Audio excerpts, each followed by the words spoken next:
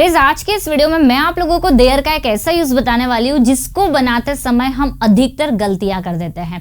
इतना ही नहीं, देयर के स्ट्रक्चर्स जो मैं आप लोगों को बताऊंगी उसमें कुछ और अलग स्ट्रक्चर्स भी रहेंगे और इन स्ट्रक्चर्स को अगर आपने सीख लिया तो आप अपने अकॉर्डिंग कोई भी सेंटेंस या फिर आप किसी भी मॉडल वर्ब का यूज करके आप एक नया स्ट्रक्चर बना सकते हैं। सो मेरे साथ वीडियो के एंड तक बने रहिए क्योंकि हमेशा की तरह आप सीखने वाले हैं कुछ नया और कुछ इंटरेस्टिंग। Let's begin. कैसे हमारा सबसे पहला स्ट्रक्चर यहाँ पर आपको दिख रहा है जो मैंने लिया हुआ है देयर इज और आर। ठीक है, यहाँ पर इन और ऑन प्रेपोजिशन है और इसकी हिंदी मीनिंग है। अब देखिए ये हमें यूज कब करना है। कैसे इनका यूज आप तब करेंगे जब पहली चीज आपके सेंटेंस में कोई मैन वर्ब ना हो, no main verb. Okay, main verb ना हो मतलब आना जाना उठना बैठना, कोई मैन वर्ब ना हो। दूसरा, आप जब किसी चीज को काउंट करें, ठीक है, आप जब किसी भी चीज को काउंट करेंगे कि थोड़ा सा है, बहुत ज्यादा है, या फिर 2 है, 3 है, 4 है, तो जब हम किसी चीज को काउंट करते हैं तो आप वहां पर देयर से सेंटेंसेस की शुरुआत करेंगे। दूसरा, मैन वर्ब नहीं होनी चाहिए। अब जब आप किसी चीज के बारे में बात करेंगे कि थोड़ा सा है, ज्यादा है, तो वहां पर प्रीपोजिशन इन और ऑन का यूज तो होगा ही। जैसे आपने कहा कि इस क्लास में 15 स्टूडेंट्स है, तो मैंने क्या कहा, इस क्लास में, तो मे के लिए हमें इन का यूज करना होगा और पर के लिए हमें ऑन का यूज करना रहेगा। चलिए देखते हैं सेंटेंसेस कैसे बनेंगे। मान लीजिए आपको बोलना हो कि मेरी फैमिली में 5 मेंबर्स है। आपने काउंट किया 5 है। ये काउंटिंग किसी भी तरह की हो सकती है, थोड़ी सी है, बिल्कुल नहीं है, या फिर नंबर्स आप बता रहे हैं, काउंटेबल है, अनकाउंटेबल है, किसी के लिए भी। तो आपने कहा मेरी फैमिली में 5 मेंबर्स है, तो आप बोलेंगे there are 5 members in my family. देखिए, आप अगर सिंगुलर की बात करेंगे तो आपको इज लगाना है, प्लूरल की बात करेंगे तो आप लगा देंगे वहां पर आर। तो आपने क्या कहा, मेरी फैमिली में 5 मेंबर्स है, there are 5 members in my family. आपको बोलना हो कि उस टेबल पर एक बुक है, तो देखिए हमने एक बोला, मतलब एक तरह से काउंटिंग हुआ। एक उस टेबल पर एक बुक है, तो there is a book on the table. क्या बना हमारा sentence, there is a book on the table. या फिर आपको बोलना हो कि मेरी मोबाइल में बहुत सारी एप्लीकेशंस है या फिर बहुत सारे फंक्शंस है, तो आप बोलेंगे there are a lot of applications in my mobile. ठीक है, there are a lot of applications in my mobile, मतलब मेरे मोबाइल में बहुत सारी एप्लीकेशंस है, बहुत सारे फंक्शंस है, तो अ lot of functions in my mobile. Depend करेगा आप क्या बोल रहे हैं। इसके बाद अगर हम सिंगुलर की बात करें तो आपको बोलना हो कि बॉटल में थोड़ा सा पानी है, तो यहाँ भी एक तरह से काउंटिंग हो रहा है, बट नाउन क्या है, अनकाउंटेबल।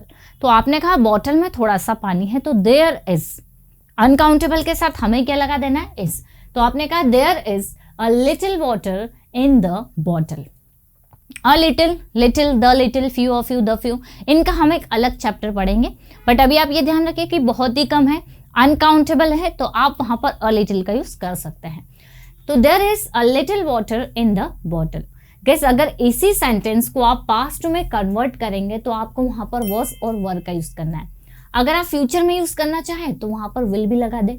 आप नोटिस करेंगे कि इसमें कोई भी मैन वर्ब नहीं आ रही है। आपको बोलना हो कि मेरे शहर में बहुत सारी स्कूल्स हैं, तो आप बोलेंगे there are many schools in my city. मेरे शहर में बहुत सारी स्कूल्स थी, तो आप बोलेंगे there were many schools in my city. अब आप फ्यूचर की बात कर रहे हैं कि फ्यूचर में मेरे शहर में बहुत सारी स्कूल्स होंगी या फिर बहुत सारी कॉलेजेस होंगी, तो आप बोलेंगे there will be many colleges in my city. और कोई सेंटेंस ले लेते हैं, जैसे कि इस बोर्ड में, इस स्मार्ट बोर्ड में या डिजिटल बोर्ड में बहुत सारे फंक्शंस हैं, तो हम बोलेंगे there are a lot of functions in this board. थे पास्ट की बात, तो there were a lot of functions in this board. Future में होंगे तो आप बोलेंगे there will be a lot of functions in this board. या फिर आपको बोलना हो कि मेरे घर के सामने 2 कार है, तो आप बोलेंगे there are 2 cars in front of my home. There are 2 cars in front of my home. अब आपने यहाँ पर इन ऑन ना लगाकर कौन सी प्रीपोजिशन लगा ली, इन फ्रंट ऑफ, जिसका मीनिंग क्या होता है, के सामने। तो आपने कहा there are 2 cars in front of my home. Past की बात कर रहे हैं कि मेरे घर के सामने 2 कार थी, तो आप बोलेंगे there were 2 cars in front of my home. Future में होंगी तो there will be 2 cars in front of my home. कैसे कि वैसे देयर के और भी सारे, मतलब और भी अलग अलग मीनिंग्स होते हैं, इनको और भी अलग अलग तरह से यूज किया जाता है, बट अभी हम वो नहीं देख रहे हैं। अभी हम देख रहे हैं कि इनमें स्ट्रक्चर्स जो यूज होते हैं वो किस तरह से यूज होता है। अब गाइस यहाँ पर आपको एक स्ट्रक्चर दिख रहा होगा, हैज के साथ बिन और सिंस और फॉर भी लगा है। तो देखिए, जब आप इन चीजों का समय बताएंगे कि कोई चीज कब से है, तो आप वहां पर हैज और बिन का यूज करेंगे और सिंस और फॉर लगाएंगे टाइम के अकॉर्डिंग। सिंस और फॉर पर बेस्ड मेरा अलग एक सेपरेट वीडियो बना हुआ है, प्लेलिस्ट में आप जाइए या फिर वीडियो में जाइए, आपको वहां पर मिल जाएगा कहाँ सिंस लगाना है, कहाँ फॉर लगाना है। अब गाइस देखिए, आपने मान लीजिए कहा कि टेबल पर एक बुक है, तो आपने सेंटेंस बनाया there is a book on the table. अब आप यहां पर देखेंगे तो आपने इस बुक का टाइम नहीं बताया कि ये बुक टेबल पर कब से है। आपने सिंपल बताया कि there is a book on the table, मतलब टेबल पर एक बुक है। लेकिन अगर आपको समय बताना हो, आप बोल रहे हैं कि कब से रखी है टेबल पर एक बुक, आपने बोला सुबह से ये बुक यहाँ पर है। क्या कहा आपने? सुबह से यह बुक यहाँ पर है। अब आपने वहां टाइम मेंशन कर दिया, तो अब हम इसको इसमें ना बनाकर हैज बीन में बनाएंगे। मतलब अगर हम ये दोनों स्ट्रक्चर्स में डिफरेंस देखें तो डिफरेंस सिर्फ टाइम का है। इसमें हम लोग टाइम नहीं बताते हैं कि कोई चीज कहीं पर किस समय से है, लेकिन ये वाला जो स्ट्रक्चर्स है गाइस, इसमें हम लोग टाइम बताते हैं कि कोई चीज कहाँ पर कब से है। डिफरेंस जैसे कॉन्टिन्यूअस टेंस और परफेक्ट कॉन्टिन्यूअस टेंस में होता है। अब हमें बोलना हो कि सुबह से बुक टेबल पर है, कोई भी इससे पढ़ नहीं रहा है, सुबह से बुक टेबल पर है, सुबह से बुक यहाँ पर है, तो हम बोलेंगे देयर हैज बिन, हैज लगाया क्योंकि हम सिंगुलर की बात कर रहे हैं, तो there has been a book on the table since morning. देखिए हमने क्या किया, यहां पर हमने सिंस लगा दिया मॉर्निंग के साथ, और यहां पर हैज बिन का यूज कर लिया क्योंकि अब हम टाइम बता रहे हैं। उसी तरह से मान लीजिए आपको बोलना हो कि यहाँ पर एक पेन है, तो आप बोलेंगे there is a pen here. आपको बोलना हो कि यहाँ पर यह पेन 2 दिनों से है, तो आप बोलेंगे there has been this pen here for 2 days। Past में था तो there had been this pen here for 2 days, यहाँ पर यह पेन 2 दिनों से था। आप इसी को फ्यूचर के लिए बनाना चाहें कि यह पेन यहाँ पर 2 दिनों से होगा, तो there will have been this pen here for 2 days। और कोई सेंटेंस लेते हैं और उसको हम सभी में समझते हैं ताकि आपको अच्छे से समझ में आए। जैसे आपको बोलना हो कि मेरे घर के सामने एक कार सुबह से है, तो एक कार है, सिंपल, अभी आपने टाइम नहीं बताया, तो आप बोलेंगे there is a car in front of my home. Okay, there is a car in front of my home. मेरे घर के सामने एक कार थी, तो there was a car in front of my home. अब आपको बोलना हो कि मेरे घर के सामने एक कार होगी, तो आपका सेंटेंस बना there will be a car in front of my home. आप मेरे साथ साथ प्रैक्टिस करते चलिए। अब हम उस कार का समय बताएंगे कि मेरे घर के सामने एक कार कई दिन से है। ठीक है, तो आपने कहा there has been a car in front of my home for many days, मतलब कई दिनों से है। हैज बीन लगाया, एक की बात कर रहे हैं। दूसरा, हम ये स्ट्रक्चर्स यूज कर रहे हैं क्योंकि हम यहां पर कर रहे हैं काउंट। ओके, यहां पर हम पास्ट में ले लेते हैं कि मेरे घर के सामने एक कार कई दिन से थी, तो there had been a car in front of my home for many days. Future की अगर बात करें तो there will have been a car in front of my home for many days. ये यूज में कम आता है, जब हम किसी चीज का काउंट करेंगे तो नहीं के बराबर।